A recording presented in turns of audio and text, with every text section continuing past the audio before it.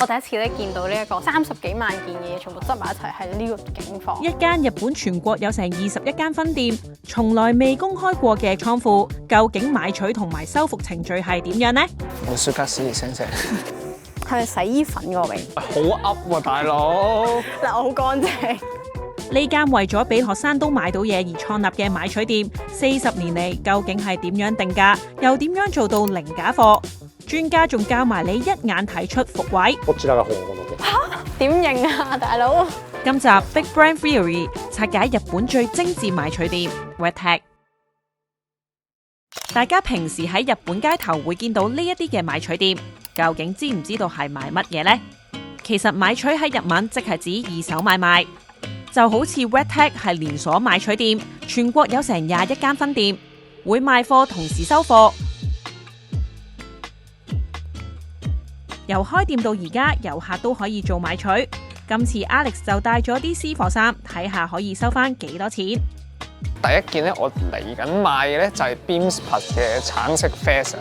咁點解要買咧？就係因為我啲同事好關照我啦，用笑聲提醒我啦，叫我買咗佢啦。所有嘅買取貨品都會由呢度嘅專門職位 buyer 去負責精準咁樣辨別真假同埋估價。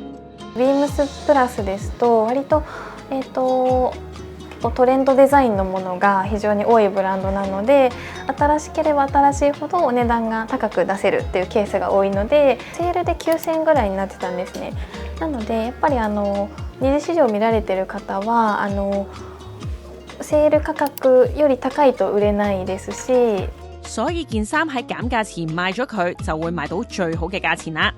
經 buyer 手出價買入嘅貨之後會送到去自家倉庫，經過一系列嘅處理，最後先會去到門市。咁究竟成件事係點運作呢？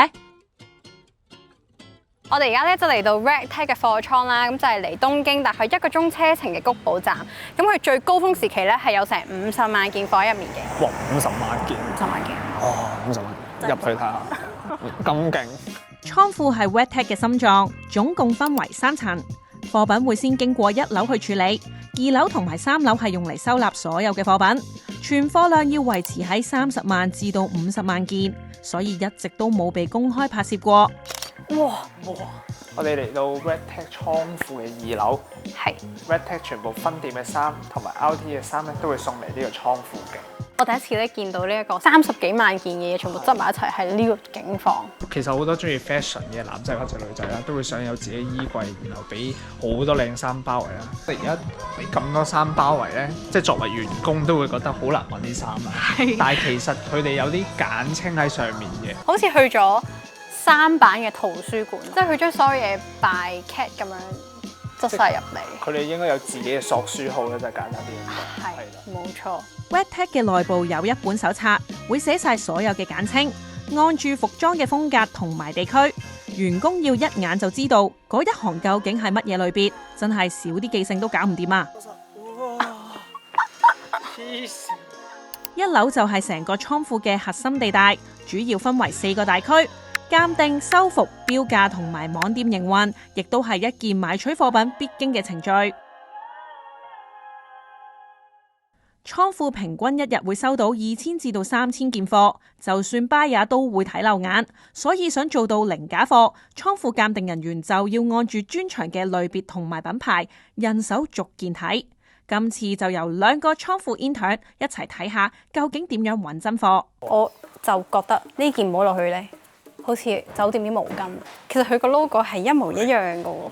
線位、袖位，好似接近一樣咁滯喎。こちらが本物で。仲話佢似酒店毛巾，大鑊啦！職員話靠質感嚟分，最容易會中伏。好多時品牌都冇出指引，所以話邊啲真邊啲假，鑑定人員都唔可以實牙實齒，話件貨咁樣就一定係假。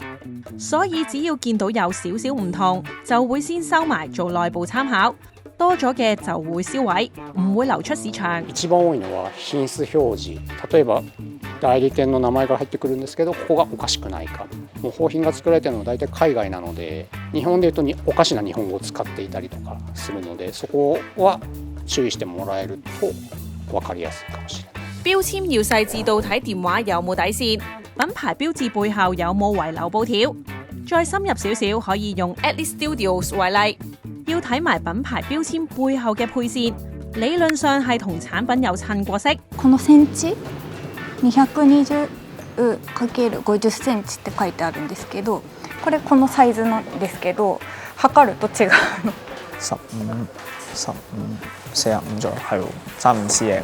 我哋好唔專業啊！係好唔專業。點認啊，大佬？如果唔想買錯嘢，最好事先去品牌嘅專門店望一望原版嘅細節。另外，鑑定人員仲教埋我哋睇 Balenciaga 嘅手袋，記得留意埋 Miu Magazine 嘅 IG 啦。平時買二手衫最怕睇漏有爛或者係污糟嘅位。呢度就會喺產品標籤上面寫明使用程度同埋列明污糟嘅位置，所以就算係有瑕疵嘅貨品都會照收，再根據情況去修復。而大家最關注嘅究竟件衫乾唔乾淨呢？呢度嘅部分貨品就會拎去除臭。喺佢哋嘅貨倉入面有間房，咁就係貨佢哋擦鞋啦，同埋呢一個好重要嘅 step 就係消臭。其實一個比我想象中細嘅一個櫃入面啊。洗濯表示を見ます。そこでオゾンがかけられないものもあるので、そこをまず一番最初にチェックをします。革レザーとかはダメ。ハンガーにかけて服に行き渡るように同じ感覚で、ここだと10着ぐらいが多分マックスだと思うんですけど。咁佢開呢部機之後咧，佢會釋放一啲臭氧出嚟，咁就進行一啲化學作用之後咧，就會帶走唔好嘅味道啦。呢個過程咧其實1個鐘嘅啫，咁但係因為人體唔可以聞得太耐，咁所以多數情況佢哋都會等一日先至將啲衫攞出嚟嘅。咁但係唔係全部車晒入去都得嘅，咁佢哋中間咧可能波鞋或者一啲有特別嘅紐啊、特別嘅質地嘅衫咧，就要中間某啲時候攞出去 check 一 check 咁樣咯。但係香水味其實係香嘅喎，即係香嘅味都要除嘅。自分にとっていい香りでも多分買われる方にとって不快な香りっていうか、好みではない香りだったりするかもしれないので取ろうと。除非真係好大陣味，如果唔係都唔需要燒臭。但如果燒臭完都仲係有味嘅話，就會拎去洗。而鞋嗰方面就需要做埋擦鞋嘅程序。波鞋就相對地簡單嘅，咁就會挑走入邊啲沙石啦。咁同時間咧，亦都會攞呢個 remover 咧，咁就清一清個鞋底。如果你覺得衫都要搞咁多個工序，咁皮鞋就更加複雜啦。Alex 就交俾你試下點樣擦靚啲對鞋啦。15分で仕上げようっていう方にはしています。咁你一日擦幾多對啊？要60足ぐらい。好似係攞呢個擦咗先。嗱，一開始就攞錯咗啦。有咩分別啊？其實要先用馬毛刷除塵，之後再用清潔劑抹一抹個鞋面同埋鞋底，又要聲聲打救。唉 ，Alex 你都係返去寫稿啦。跟翻皮鞋顏色，搽翻相應顏色嘅鞋油。側邊都有啲邊咧，其實要補翻色啦，鞋頭啦，呢啲最蝕色咁樣。最後就用豬毛刷去擦開，令到對鞋更加有光澤。真係全人手，冇花冇假。我以後唔會再擦嘅。點解啊？好難咩？好難，擦真係好難。點樣啊？唔係啊，其實你要快手啦，同埋其實你見到個茶咧，到最尾係啲比例唔係幾好。唔好講咁多藉口啦，睇下老師俾 Alex 究竟有幾多分。70點。哦，簡單啲。我仲以為我得30分。經過鑑定、修復就會送去網店上架，其餘就會送去各縣嘅門市。呢間原宿店舊年裝修後重開，每日有成3000人到訪。呢度有咩咁吸引，大家都要嚟朝聖呢？一樓咧就係佢哋嘅女裝部啦。行入嚟第一件事，我發覺嘅就係成個裝修咧，其實同一般時裝鋪頭係冇分別嘅。無論係出面透入嚟嘅陽光，定係佢嘅燈光，所有 product 咧都係一清二楚，睇得清楚嘅。但可能平時啲古着鋪咧，佢燈光昏暗啲咧，其實件衫上面有啲咩瑕疵咧，你都可能係睇唔清楚。但係呢一度咧，你所有都睇得好清楚。而2樓咧就係男裝啦，男裝就主要分5個 area 嘅，你可以跟翻你自己想要嘅品牌同埋風格咧，咁就揾翻自己想要嘅衫啦。鋪頭有齊Sacai、Supreme、Gucci 等品牌，你諗得到嘅都有。而且好有系統咁樣分佈。點解啲衫要 by brand 咁分呢？就係因為以前呢啲人可能係行入嚟睇下有啲咩買，但係而家啲人呢就係心入邊諗住嗰件 product 或者已經有個 brand 特定想買，咁佢先至行入嚟嘅。咁所以佢哋就按照呢個需求咧，就將啲嘢全部 by brand 咁樣分啦。咁我而家要揾喵喵，我就喺度掃揾喵喵就得啦。甚至連 luxury brand 都會有分支線，位於銀座嘅 RT 可以揾到比原價平近一半嘅手袋。呢一埲牆都係 MS 嘅，咁就 MS 嘅袋咧就係玻璃裝住嘅，咁我就摸唔到啦。MS 嘅 Kelly 袋，咁原價咧佢大概要40萬左右港紙，咁而家平咗大概4至6成。要識睇同埋買入無數個 brand，buyer 就係每個員工必修嘅一課。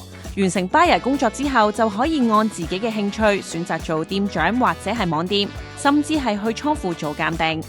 バイヤー昇格には試験があります。ラグタグのこの社内の中で勝手にこうブランドをなんか11個ぐらいにこうカテゴリーで分けてるんですね。なんか例えばカジュアルとかモードとかラグジュアリーとかでこう勝手に11個ぐらいに分けていて、そのジャンルごとにテストをラグタグでのこう売り値を、テストで自分で試験を受けて、それの誤差がなんだろう、その正解の範囲內だったら OK っていう感じ。如果 buyer 幾年都跑到數，同時又有上司推薦嘅話，就可以做到最高級嘅 Pro Buyer。據講近年都冇人成為到 Pro Buyer， 所以都可以話係 Red Tag 嘅人中之龍。而服部先生就係其中一位啦。192年の入社なので、今30年、31年ですか、働いてます。ちょうどお客さんで原宿店によく行ってたんですよ。当時は古着、どっちかっていうと古着屋かというようなこのなんか低いテンションっていうんですかね、どちらかというと US とかミリタリー系の古着の方が好きな人が多かったですね。其實喺70年代，歐美文化全球流行，嬉皮士同埋搖滾都主張反戰同埋平等，加上美軍留低咗好多戰時軍服，所以70年代日本就有第一間嘅古着店。去到80年代經濟起飛，奢侈品變成玩具。聞說當時每3個女仔就會有1個係擁有 LV 袋。去到90年代經濟泡沫爆破，人人都將奢侈品變賣，買取店就變成好似便利店咁多，形成咗第一次嘅古着爆發。Red Tag 嘅創辦人高橋直樹有一次經過某間青山服裝店，見到高中女生因為價錢問題好失望咁樣離開間鋪頭，諗到如果係二手嘅話就買得到，於是1985年就喺原宿竹下通創立咗第一間 Red Tag， 專賣 designer brand。デザイナーズブランドが一番こうお洋服の中でも、上質でこうファッション性も高くて、やっぱり新品だけではなくってこうリユースでもこうしっかり残っていて価値があるものっていうところでいうと、そういったこう質がしっかりしていて、かつ多くのお客様に魅力的だなと思ってもらえるようなデザインとか。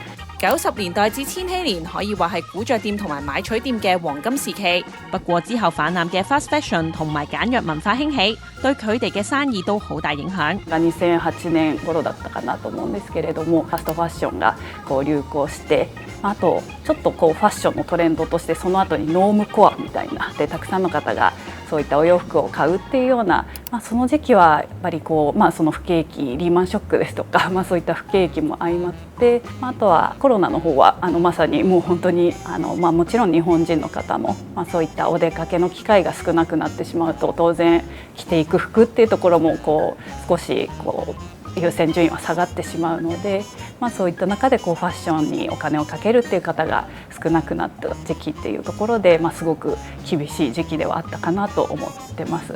不過有統計顯示，近幾年嘅古着需求不斷增加。2021年日本古着嘅輸入就有成8000噸，甚至有埋24小時嘅無人古着店，所以被稱為第2次嘅古着爆發。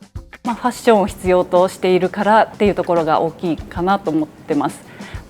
やっぱりこうお洋服を着るっていうのは誰もがやることだと思いますし、そういった中でこう朝お洋服を選ぶときにこう自分が好きなお洋服があったりとか、ちょっといつもと違うこうスタイリングでいつもと違う雰囲気の自分になれたりっていうようなこうワクワク感っていうのは多くの人が味わったことがあるのかなと思いますので、そういったこうファッションの力っていうところを、その選択肢として我々は古着を提供しているというような形ですね。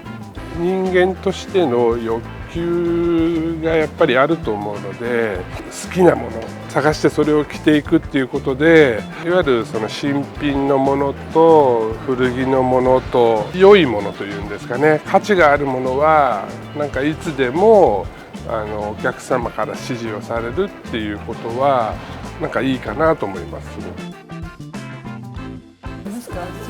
都幾乾淨，就咪好似係咪洗衣粉嗰個味？なんて言ったらいいかな。喂，好噏喎，大佬，你咪搞笑啊！你聞下。哇，你咪鼻塞啊！都會澄清翻，嗱，我好乾淨。